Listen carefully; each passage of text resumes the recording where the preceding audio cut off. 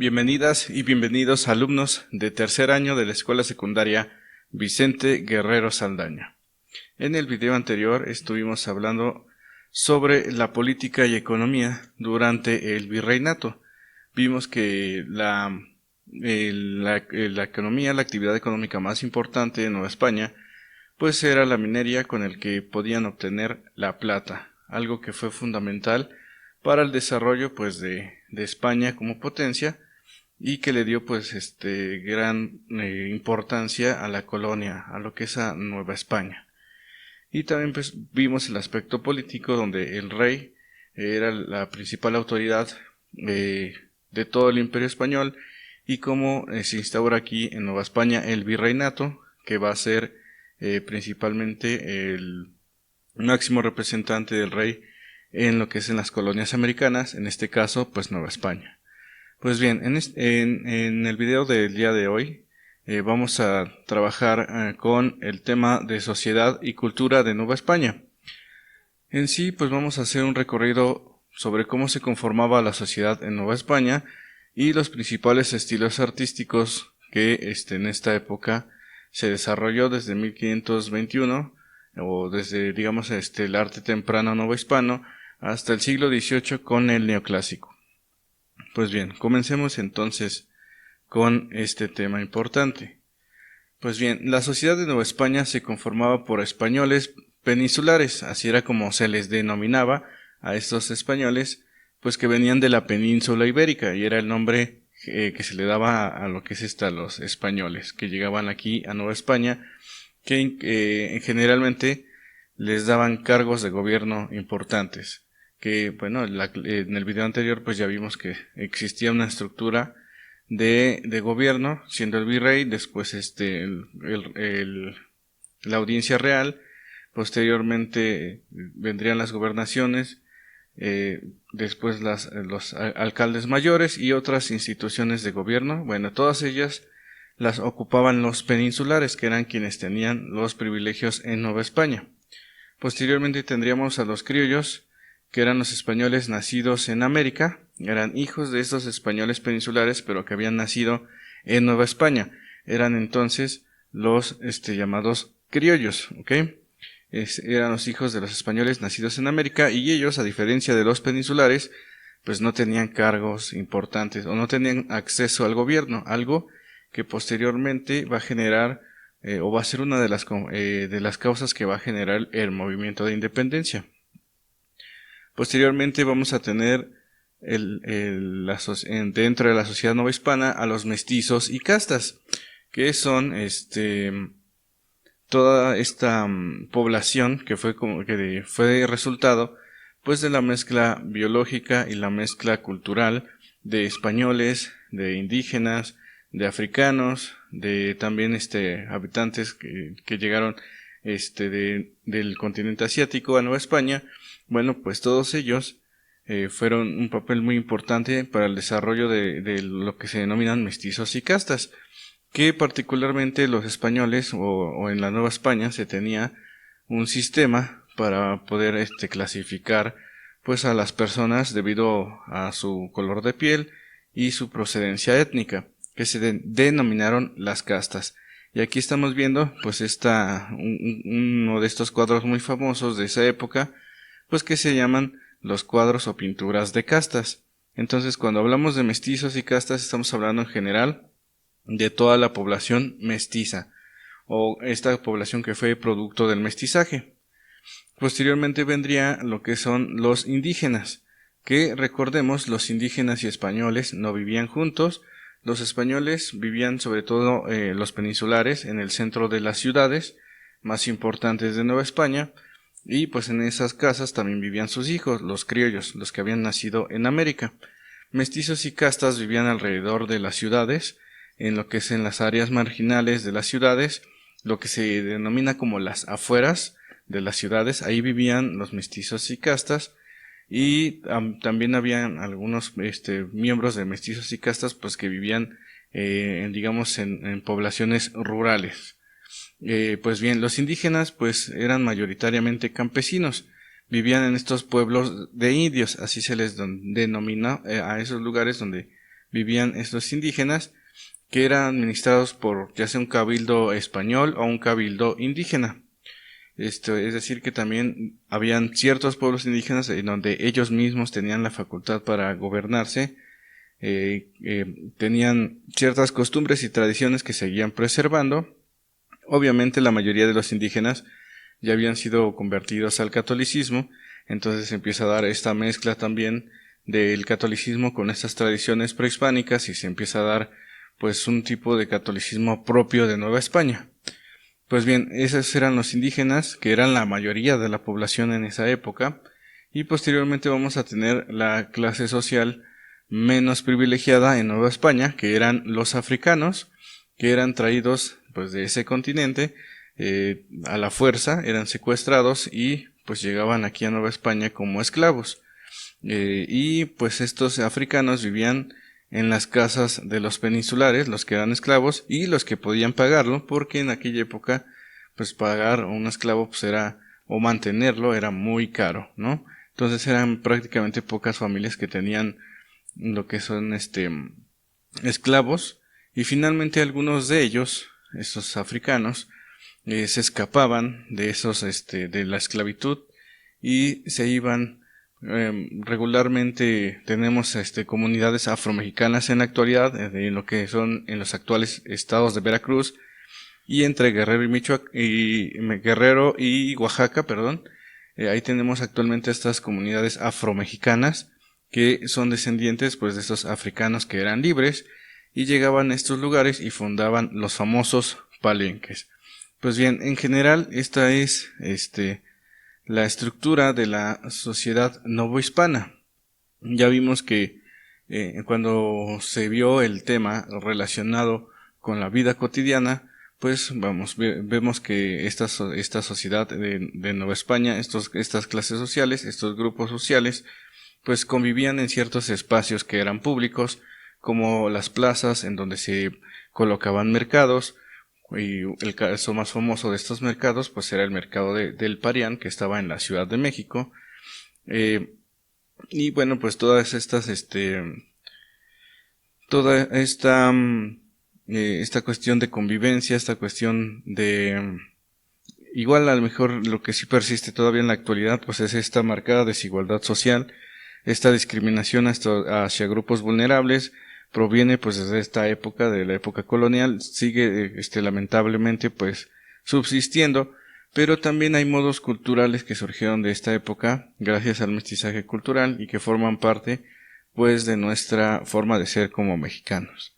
Entonces básicamente pues esta es la estructura que tenían los novohispanos o que tuvieron los novohispanos desde la instauración del virreinato hasta el fin del virreinato. Pues bien, ese es a grandes rasgos las características sociales de la Nueva España. Pues todos estos grupos sociales también participaron de un proceso cultural en donde el arte era o fue un elemento que de cierta manera pues es el reflejo de esta dinámica social que vivieron estos grupos. En Nueva España el arte fue mayoritariamente religioso, porque el catolicismo pues estaba muy arraigado dentro de la sociedad novohispana. Desde el siglo XVI hasta el siglo XVIII, los máximos exponentes de la arquitectura fueron los conventos, iglesias y catedrales principalmente, los cuales tuvieron diversos estilos artísticos que vamos a ver a continuación. Vamos a ver en general, en Nueva España hubieron muchos estilos artísticos. Ahí lo pueden ustedes revisar en lo que es en la historia del arte mexicano y verán pues que Nueva España ofrece una gran cantidad de estilos, sobre todo de arquitectura, pero en esta ocasión nos vamos a enfocar en 4 estilos artísticos. El primero va a ser el plateresco, posteriormente el arte tequitqui o arte indocristiano, y posteriormente el arte barroco y finalmente el neoclásico. Todos estos estilos artísticos fueron los predominantes, plateresco y tequitqui en el siglo XVI.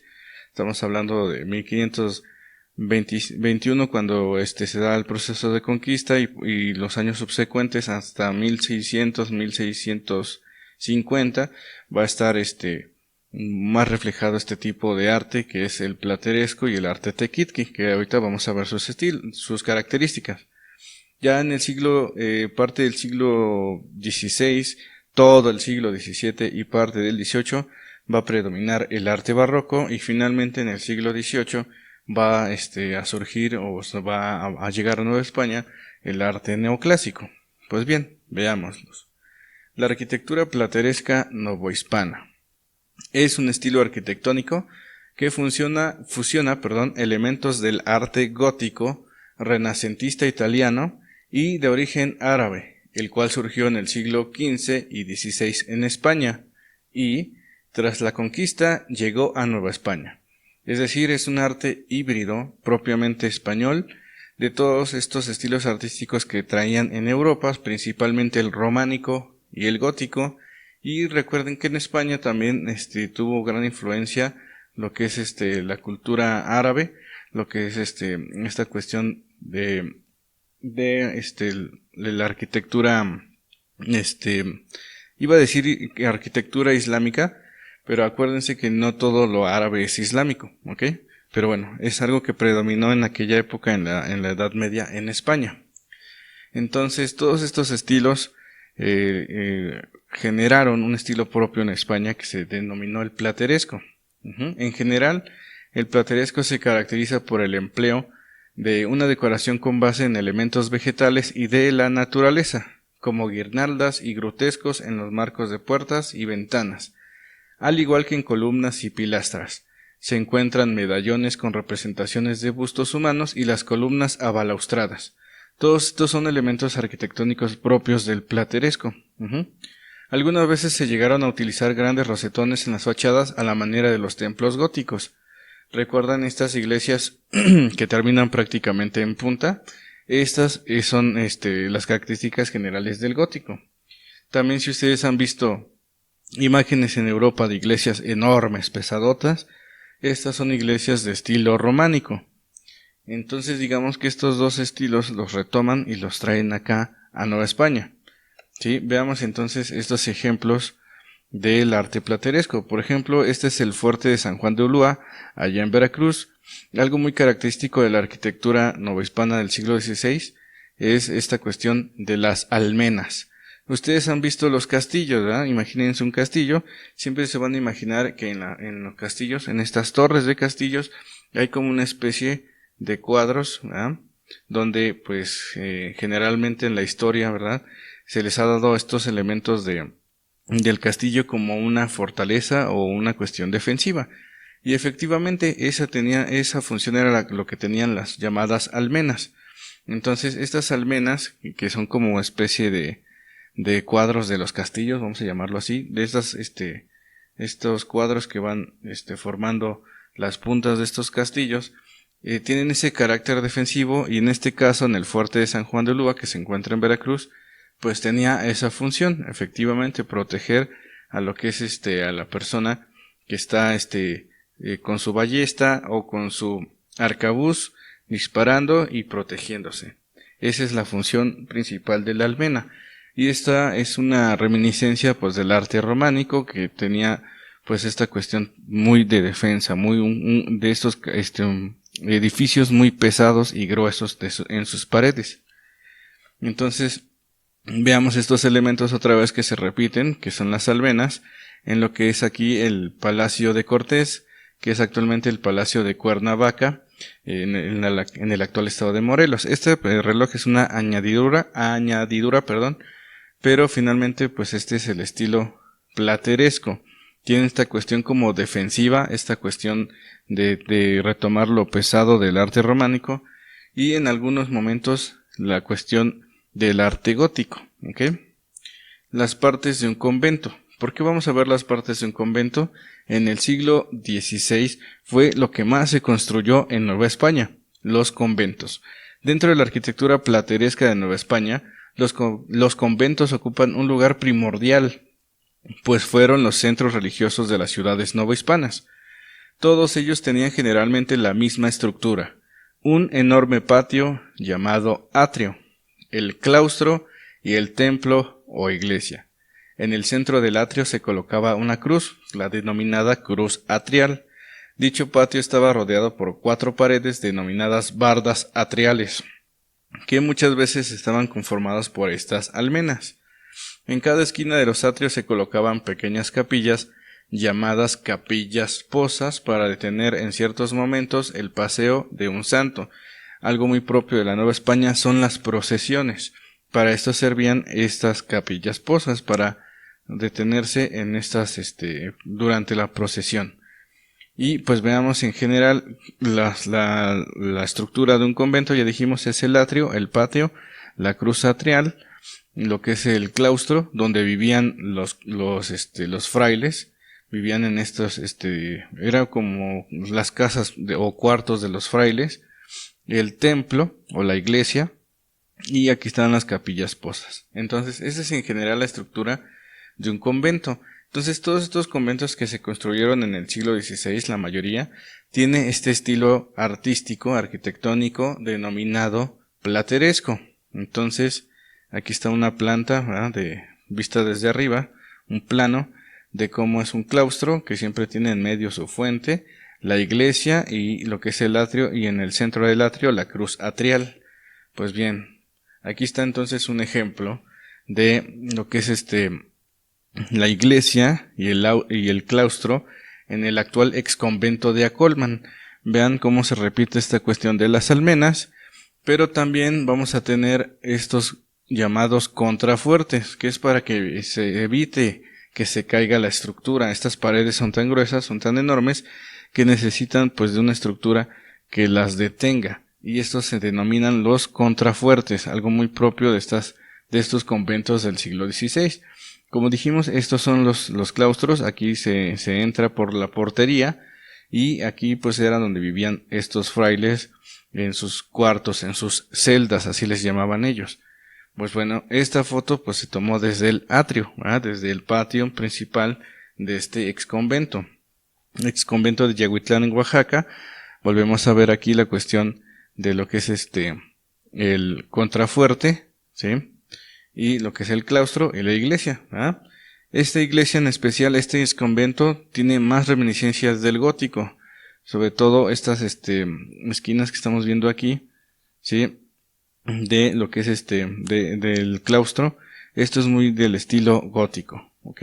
Lo que es sostener esta bóveda que estamos viendo se denomina bóveda de cañón, pero está sostenida para que resista lo que es el peso del edificio en estos recursos técnicos, que al final de cuentas forma parte de un estilo artístico, que es el gótico. Sí, entonces aquí vemos vista de arriba de un claustro del exconvento de Yecapixtla en Morelos, y vean cómo la mayoría de todos estos claustros tenían su fuente. Sí, entonces en estos cuartos eran donde vivían los frailes. ¿Okay? Esas es en general las características del arte plateresco en Nueva España, siglo XVI. Pues bien, dentro del arte plateresco va a surgir un estilo artístico que surge como producto del mestizaje cultural en Nueva España, y se desarrolló aquí en Nueva España fusionando estos elementos del plateresco europeo con lo que son estos elementos indígenas. Recuerden que los indígenas también eran buenos escultores, buenos lapidarios, y entre pues las características de este arte prehispánico, vamos a decirlo así, pues era el uso de lo que son animales, diseños de animales, vegetales y símbolos como el símbolo de la tierra, el quincunce, que es el que resume la idea de los 4 puntos cardinales, y en el centro otro círculo que representa el centro. Ese es el famoso quincunce. El símbolo del sol, el símbolo del sol, que también se resumía en otro símbolo llamado olín, que es el de movimiento. Bueno, todos estos símbolos, todo este diseño, este estilo artístico de los indígenas, se van a retomar para realizar esto, construir, estas iglesias, y dentro de las iglesias hacer murales y hacer bautisterios, hacer altares, etcétera. Todos estos van a tener elementos que los indígenas van a seguir plasmando en lo que es en estas iglesias, pero ya con una visión más de acercarse hacia el catolicismo, ¿ok? En algunos casos llegaron a ver símbolos que seguían trayendo esta cuestión de la religión prehispánica politeísta, pero en muchos casos posteriormente estos símbolos se catolizaron, se volvieron católicos, se cristianizaron, ¿ok? Para ahora representarse en temas religiosos como los murales de las iglesias, bautisterios y muros y conventos, ¿ok? Entonces el arte tequitqui es un arte mestizo, es un arte donde se mezcla lo plateresco con lo prehispánico. Entonces, a ver, vamos a ver estos ejemplos del arte tequitqui. Un ejemplo muy importante son las cruces atriales, donde vienen estas cruces atriales eran elaboradas por los indígenas. Entonces los indígenas pues metían también como que su estilo artístico que ellos tenían, pero con estos temas del catolicismo. Eso es el arte tequitqui o indocristiano. Por ejemplo, el uso de vegetales, el uso de símbolos, pero el símbolo en general es la cruz, que es un elemento muy bueno del catolicismo. Veamos otro ejemplo más claro. Por ejemplo, esta cruz atrial que se encuentra en lo que es en Cuautitlán. Podemos observar, por ejemplo, los cráneos que forman parte de este elemento muy prehispánico de la calavera, ¿no? Un elemento que se repetía en muchas esculturas de los prehispánicos. Entonces, que dar reminiscencia al Zompantli, al muro de cráneos. Bueno, aquí lo estamos viendo. También estos elementos vegetales, lo que ya no se representa aquí a Cristo, digámoslo, pues el Cristo de manera real, sino solamente el símbolo, lo que es la corona de espinas, ¿verdad? Y algunos elementos vegetales que estamos viendo aquí. Bueno, estos dos elementos, vuelvo a repetir, se conjuntan lo prehispánico con lo europeo, ¿no? Con el plateresco. Este es un bautisterio que se encuentra actualmente en lo que es en Sinacantepec. Bueno, vean estos símbolos de vegetales, estos símbolos de flores, son muy propios de los prehispánicos. Vean ese estilo de ave, eso lo podemos ver en los códices, los podemos ver en algunas esculturas, pero vuelvo a insistir, viendo ahora temas religiosos, en este caso lo que es el bautismo de San Juan, ¿verdad? De San Juan Bautista. Entonces, sí estamos viendo estos elementos del tequitqui, estos elementos europeos y prehispánicos en un solo, en esta cuestión de la religión de aquella época. ¿Ok? Ese es el arte tequitqui. Después vamos a ver que empieza a surgir otro estilo que es el barroco. Antes vean este mural donde se representa, está en Ixmiquilpan, en Hidalgo. Igual vemos esta cuestión de los vegetales, vemos un guerrero, coyote, cortándole la cabeza pues a un enemigo. Pues esto, vean, es totalmente, va más allá de la cuestión católica, son elementos, reminiscencias de lo prehispánico dentro de lo que son los elementos europeos, arte tequitqui, ¿okay? O arte indocristiano. La Virgen de Guadalupe quizás no se considere como arte tequitqui, pero también vemos aquí estos elementos prehispánicos como el símbolo de las flores, lo que es esta cuestión del sol, ¿verdad? Que era muy sagrado para los prehispánicos, el color verde que era representado en los códices prehispánicos como la representación de la tierra. Entonces vean, todos estos elementos se conjugan en una imagen o en una ideología traída de Europa. Entonces eso es para mí esta fusión de lo tequitqui, ¿no? Aquí lo podemos ver también claramente pues en esta imagen. Arte barroco. El barroco en la Nueva España también la traen los europeos, los españoles la traen de España. Es un arte que surge en Italia, también es un arte muy católico.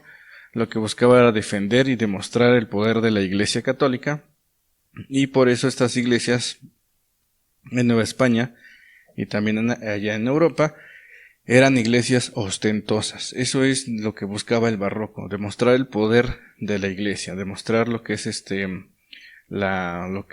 movimiento, lo que es la cuestión del poder de la Iglesia, ¿okay? Este estilo artístico se impuso aquí en Nueva España y fue el principal durante el siglo XVI al XVIII. en los edificios novohispanos, así como también se representó en la pintura y en la literatura.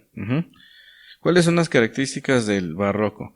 Bueno, el barroco se caracteriza por la exageración en los adornos. Esa es la característica principal del barroco. La exageración, lo que es la exageración de los adornos, tanto en la arquitectura, si es que estamos hablando de arquitectura, o la exageración en lo que es en la escritura, si es que hablamos de la literatura barroca. Y bueno, una gran representante de la literatura barroca novohispana, pues es Sor Juana Inés de la Cruz, con este lenguaje barroco, este lenguaje exagerado en la ornamentación, es precisamente la característica del barroco. Entonces, en las iglesias, esta cuestión de exageración en los adornos da la sensación de que estas iglesias están en movimiento o muy recargadas, o sea, muy decoradas. Es por ello que la forma curva es el recurso más usado en el arte barroco. Como el arte barroco tiene como tema principal la religión, pues por eso es que se representó sobre todo en las iglesias. Es un arte religioso. Entonces veamos este ejemplo de lo que son las iglesias barrocas, que todas ellas tienen en general una planta arquitectónica de cruz latina. Una cruz latina que tiene lo que es la cuestión de un lado más largo y un lado un poco más corto. La cruz griega tiene sus 4 lados iguales, pero la cruz latina no, tiene un lado más largo y un lado desigual o más corto. Esa es, digamos, la planta de cruz latina que estamos viendo aquí. Un lado más largo y un lado más corto. Todas la mayoría de las iglesias barrocas tienen esta planta arquitectónica, que es, vuelvo a repetir, la de cruz latina y bóveda de cañón, ¿ok? Y siempre tienen esta estructura que es pues lo que es el altar, lo que son la nave, y arriba lo que es el coro, que era uno de los elementos muy propios de las iglesias novohispanas. Pues bien, veamos ejemplos de estas iglesias del barroco. Por ejemplo, el templo de Tepozotlán, de San Javier en Tepozotlán, tienen estos elementos de adornos muy cargados en sus fachadas. Esto es el barroco en Nueva España. ¿Ok? Ese es el barroco Nueva España. Y también hay que comentar que entre más recargado o más adornado esté una fachada de una iglesia en esta época, representaba el poder a su vez o riqueza de la región. Este es en el caso de Tepozotlán. Este es el sagrario de la Catedral de la Ciudad de México. Vean entonces pues toda esta cuestión de los adornos aquí en lo que es en esta representación del barroco, en lo que es en la Catedral de la Ciudad de México. Vean sobre todo aquí en Zacatecas, demasiados adornos. ¿Por qué será? Pues porque Zacatecas fue una ciudad minera muy importante, es decir, donde se extraía mucha plata y por lo tanto, pues representaron este poder, esta grandeza, de lo que es el barroco aquí en Nueva España, que también, a su vez, esta iglesia también tiene elementos del plateresco, como el rosetón, y estos estilos que decíamos de tipo árabe, ¿verdad? Esto es como una iglesia que se fue construyendo con elementos del plateresco y al final terminó siendo una iglesia barroca. Eso es algo también muy propio de Nueva España, que como tardaban estos templos en construirse en mucho tiempo, pues tienen de todo un poco. Sobre todo la Catedral de la Ciudad de México, pues tiene de todos los estilos, inclusive hasta del neoclásico. Entonces esto es una cuestión de el barroco. Vean lo que es estas fachadas muy adornadas. Ahora bien, vean estos en movimiento, ¿verdad? Esta es la catedral la llamada Catedral Mazagua, o el templo de San Francisco allá en Ixtlahuaca, en el actual Estado de México. La riqueza no solo podía observarse en los adornos exteriores, sino también en los interiores. Dijimos que las iglesias en el fondo tenían un elemento o un lugar denominado el altar.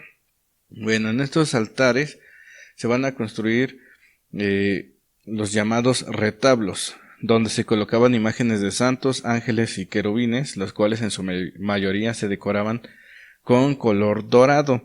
Entonces, dentro de las iglesias también vamos a poder ver esta riqueza de adornos que se van a denominar los retablos.